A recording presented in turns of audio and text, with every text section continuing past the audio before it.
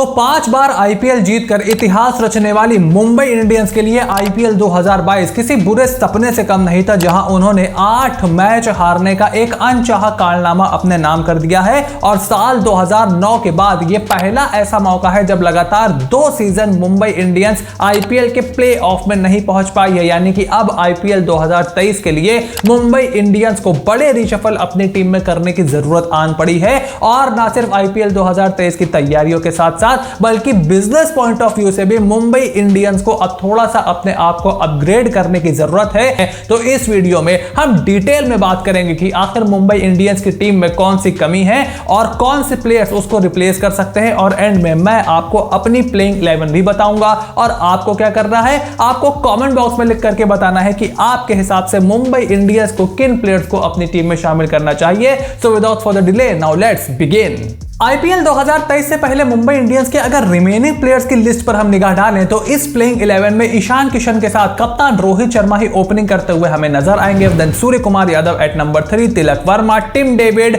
उसके बाद उन्हें चाहिए एक pace hitter, then Daniel Sams, Jofra Archer team में वापसी करेंगे। फास्ट बॉलर उन्हें एक एक्स्ट्रा और चाहिए, एक अच्छे रिस्ट स्पिनर की भी उनको दरकार है। और जसप्रीत बुमराह टीम की गेंदबाजी लाइनअप की कमान संभालेंगे। मेगा ऑक्शन में जोफ्रा आर्चर पर काफी ज्यादा पैसे मुंबई इंडियंस ने खर्च किए थे और वो पलके बिछाकर इंतजार कर रहे हैं कि कब जोफ्रा आर्चर और जसप्रीत बुमराह की जोड़ी एक साथ उनको मैदान पर खेलते हुए दिखाई दे।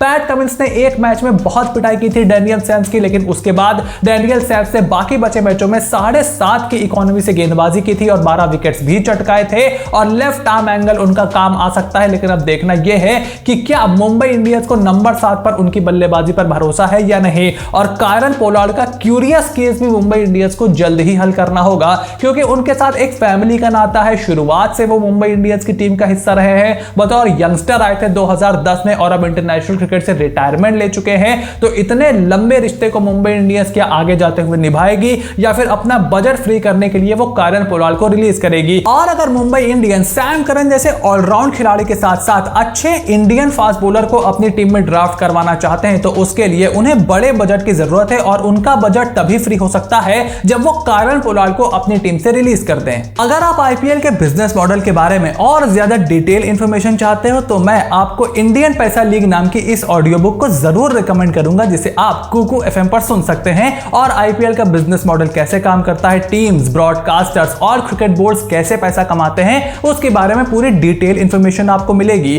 कुकू एफएम के बारे में अगर आप नहीं जानते तो ये इंडिया का लीडिंग ऑडियो प्लेटफॉर्म है विद 4.5 रेटिंग। और इनकी सबसे अच्छी बात यह है कि इनकी लाइब्रेरी में 4000 से भी ज्यादा ऑडियो बुक्स अवेलेबल हैं इन डिफरेंट रीजनल लैंग्वेजेस, जिनको आप अपने टाइम के अकॉर्डिंग किसी भी समय सुन सकते हो। अब कुकू एफएम का एनुअल प्लान है 399 रुपीज, लेकिन क्योंकि उन्होंने इस वीडियो को स्पॉन्सर किया है तो आपको पूरा 50% डिस्काउंट मिलेगा। अब आपको करना क्या है, नीचे डिस्क्रिप्शन में दिए गए लिंक पर जाकर के कुकू एफएम को डाउनलोड करना है और मेरा कोड FVE50 इस्तेमाल करना है, जिसके बाद आप पूरे 1 साल के लिए कुकू एफएम की लाइब्रेरी को एक्सेस कर पाओगे इन जस्ट 199 रुपीज। तो देर बिल्कुल भी ना करिए, फटाफट से कुकू एफएम को डाउनलोड करिए और अपनी फेवरेट ऑडियो बुक को एंजॉय करना स्टार्ट करिए। अब मिडिल ऑर्डर पेस हिटर के लिए अगर मुंबई इंडियंस के ऑप्शंस की बात करें तो यहां पर उनके पास 2 बड़े ऑप्शन हैं। पहले हैं अब्दुल समद और दूसरे हैं युवा डेवॉल ब्रेविस। अब डेवॉल ब्रेविस को पिछले साल मुंबई इंडियंस ने अपनी प्लेइंग 11 में मौका दिया था and he showed flashes of brilliance, लेकिन सच्चाई यह है कि Dewald Brevis is way too young for the tournament like IPL. Mumbai Indians ने उनमें फ्यूचर के लिए इन्वेस्ट किया है और काफी अच्छा इन्वेस्टमेंट भी है और खिला कर ही आप डेवॉल ब्रेविस के एक्सपीरियंस का फायदा उठा सकते हो आगे जाते हुए। लेकिन अगर आपको एक अच्छे इंडियन प्लेयर की तलाश है, क्योंकि आप अपनी बॉलिंग ऑर्डर में थोड़ा सा और ज्यादा फॉरेन का तड़का लगाना चाहते हो, तो अब्दुल समद को आप सनराइजर्स हैदराबाद से यहां पर ट्रेड कर सकते हो, क्योंकि हैदराबाद ने उनको बिल्कुल भी मौका नहीं दिया था पिछले साल। और अब्दुल समद के लिए मुंबई इंडियंस से बढ़िया सेटअप और कुछ नहीं हो सकता। और वो पेस हिटर के साथ साथ आपको एक थोड़ी सी लेग स्पिन का ऑप्शन भी देते हैं इन केस अगर आपको आगे जाते हुए जरूरत पड़े। इन प्लेयर्स के अलावा आप बेन कटिंग और रोमारियो शेफर्ड जैसे खिलाड़ियों की तरफ भी देख सकते हो, लेकिन वो बहुत ही रिलायबल ऑप्शंस नहीं है। और अगर आप युवा खिलाड़ियों को टीम में मौका देते हो तो आगे जाते हुए आप उनके एक्सपीरियंस का फायदा भी उठा सकते हो। वहीं जोफ्रा आर्चर और जसप्रीत बुमराह का साथ निभाने के लिए अगर मुंबई इंडियंस के पेस बॉलिंग ऑप्शंस की बात करें तो यहां पर उनके पास जयदेव उनादकट के साथ चेतन साकरिया, कमलेश नागरकोटी और सैम करन का ऑप्शन भी अवेलेबल हो सकता है इन दी मिनी ऑक्शन ऑफ 2023। अब चेतन साकरिया और कमलेश नागरकोटी दोनों ही दिल्ली कैपिटल्स का हिस्सा है और दोनों का ही दिल्ली कैपिटल्स ने बिल्कुल भी इस्तेमाल नहीं किया था। खास करके कमलेश नागरकोटी को मुंबई इंडियंस चाहे तो दिल्ली कैपिटल्स से ट्रेड करवा सकता है और उसके लिए वो उन्हें डैनियल सैम्स को दे सकते हैं, क्योंकि उनको भी एक पेस हिटर की जरूरत है एट नंबर 7 और डैनियल सैम्स वहां पर जाकर के लेफ्ट आर्म सीमिंग ऑप्शन उनको प्रोवाइड करेंगे, तो उनको भी शार्दुल ठाकुर पे बहुत ज्यादा डिपेंड नहीं होना पड़ेगा और मुंबई इंडियंस कमलेश नागरकोटी को ट्रेड करा करके अपनी बैटिंग को तो थोड़ा मजबूत कर ही सकती है, बिकॉज कमलेश नागरकोटी थोड़ी बहुत बल्लेबाजी भी कर लेते हैं और अभी काफी ज्यादा युवा है, तो आगे जाते हुए उनको भी एक्सपीरियंस मिलेगा मुंबई इंडियंस के सेटअप में और जोफ्रा आर्चर और जसप्रीत बुमराह के साथ मिलकर के वो एक अच्छा कॉम्बो बना सकते हैं। जयदेव उनादकट ऑलरेडी उनके पास हैं। उसके अलावा अगर सैम करन को मुंबई इंडियंस खरीदना चाहती है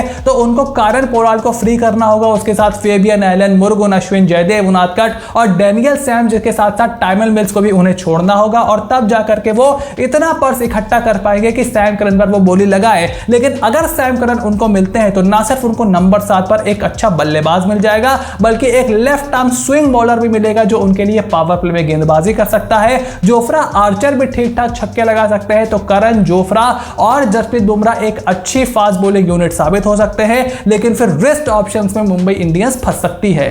आईपीएल 2022 में उन टीम्स का प्रदर्शन ही सबसे खराब रहा था जिनके पास कोई attacking, wicket taking, wrist spinner bowler मौजूद नहीं था। उसमें मुंबई इंडियंस भी एक थी। ऐसे में 2023 में मुंबई इंडियंस को अपनी इस कमी को दूर करना होगा और अगर उनके ऑप्शंस की हम बात करें तो उनके पास एडम जैम्पा, आदिल रशीद और तबरेज शम्सी के साथ साथ कुमार कार्तिकेय का ऑप्शन ऑलरेडी अवेलेबल है। अगर मुंबई इंडियंस जैम्पा, रशीद या शम्सी की तरफ देखती है तो उनको मोस्ट प्रोबेबली अपनी बल्लेबाजी में एक ओवरसीज स्लॉट को करना पड़ेगा और वहां पर वो सिर्फ टिम डेविड को खिला पाएंगे। उसके बाद जोफ्रा आर्चर और डैनियल सैम्स के साथ उनके 2 और ओवरसीज प्लेयर हो गए और एडम जैम्पा को वो बतौर रेस्ट स्पिनर खिला सकते हैं। लेकिन अगर हम इतिहास के पन्नों को पलटें तो स्पिन बॉलिंग के लिए मुंबई इंडियंस कभी भी ओवरसीज ऑप्शन के पास नहीं गए और वो हमेशा युवा भारतीय खिलाड़ियों पर ही दाव लगाते हैं और उन्हीं को एक मैच विनर खिलाड़ी बना देते हैं। चाहे आप बात करो राहुल चहर की, अक्षर पटेल उनके पास हुआ करते थे, हरभजन सिंह, कर्ण शर्मा, हर कोई मुंबई इंडियंस से खेल चुका है।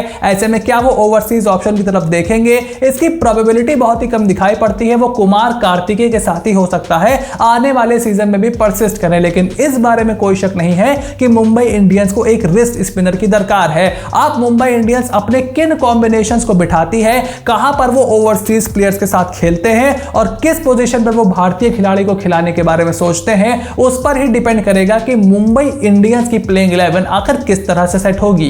मुंबई इंडियंस ने कारण पोलार्ड को रिलीज करने का फैसला कर लिया और सारा गणित उनका सही सलामत बैठा, तो यहां पर मुंबई इंडियंस की प्लेइंग 11 मेरे हिसाब से कुछ इस तरह से दिखाई दे सकती है।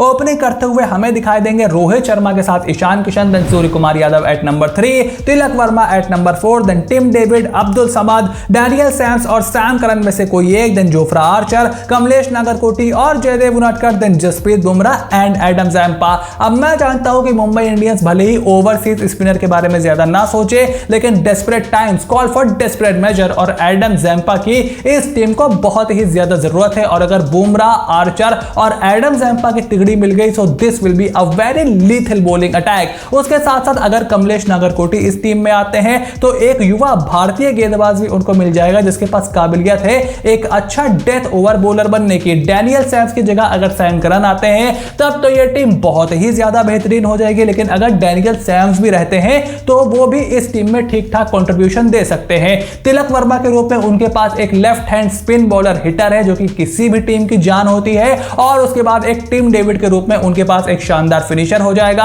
अब्दुल समद उनके एक पेस हिटर हो जाएंगे जिनको आप 5-6 पर रोटेट कर सकते हो, लेकिन ये सारी चीजें डिपेंड करती हैं कि मुंबई इंडियंस के पास बजट कितना ज्यादा होगा और कितनी इफेक्टिवली वो अपनी ट्रेड पॉलिसी पर खेलते हैं। वैसे तो मुंबई इंडियंस चेतन साकरिया या पैट कमिंस को भी अपनी टीम में लाने के लिए काफी ज्यादा बेकरार होगी, क्योंकि पैट कमिंस को वो नंबर 7 पर बल्लेबाजी करवा सकते हैं, उसके बाद जोफ्रा आर्चर, उसके बाद जसप्रीत बुमराह और उसके बाद लेफ्ट आर्म सीमर के रूप में वो जयदेव उनडकट का इस्तेमाल कर सकते हैं और एक कंप्लीट लीथल बॉलिंग अटैक ये बन जाएगा with a lot of depth in batting. लेकिन इतना पर्स मुंबई इंडियंस के पास अवेलेबल नहीं होगा और मुझे नहीं लगता कि Kolkata night Riders PAT Cummins को बेंच पर बिठाने के बावजूद बहुत ज्यादा ईगरली उनको किसी भी प्लेयर के लिए ट्रेड कर देगा। और वैसे भी मुंबई इंडियंस के पास ऐसा कोई प्लेयर नहीं है जिससे वो कोलकाता नाइट राइडर्स से पैट कमिंस को ट्रेड कर पाए अनटिल एंड अनलेस वो बुमराह या जोफ्रा आर्चर ही कोलकाता नाइट राइडर्स को थमा दे। यानी कि मिनी ऑक्शन में आने वाले ऑप्शंस के साथ ही मुंबई इंडियंस को काम चलाना पड़ेगा और उसमें यह टीम सैम करन की तरफ जरूर देख रही होगी। अब देखना यह है कि क्या मुंबई इंडियंस की यह स्ट्रेटेजी कामयाब होती है या फिर उन्हें कोई आउट ऑफ द बॉक्स चीज करनी पड़ती है। अब इस पूरे मामले पर आपका क्या ओपिनियन है? Make sure to write it in the comment section down below कि आपके हिसाब से मुंबई इंडियंस की प्लेइंग 11 में आप क्या बदलाव होते हुए देखना चाहोगे और क्या आपके हिसाब से भी कारण पोलार्ड को रिलीज करने का समय अब मुंबई इंडियंस के लिए आ गया है? आपका जो भी ओपिनियन हो कमेंट बॉक्स में लिख करके जरूर बताइएगा। I would love to read your opinions. Video पसंद आई हो तो वीडियो को जरूर लाइक करिए। अगर आपको काम इंफॉर्मेटिव और एंटरटेनिंग लग रहा हो then make sure to click on the subscribe button, press the bell notification, become part of the family. ऐसे ही आईपीएल की और टीम की प्लेइंग 11 पर भी काम चल रहा है और वर्ल्ड टी20 को लेकर के आपको अलग अलग कवरेज मिली रही है। हर सीरीज के बारे में हम इन डेप्थ इंफॉर्मेशन दे रहे हैं और प्रीव्यू और रिव्यू भी आपको लगातार चैनल पर देखने को मिल रहा है। So you have to stay tune for that. Kuku FM को चेकआउट करना बिल्कुल भी ना भूलिएगा and I will see you soon in the next video.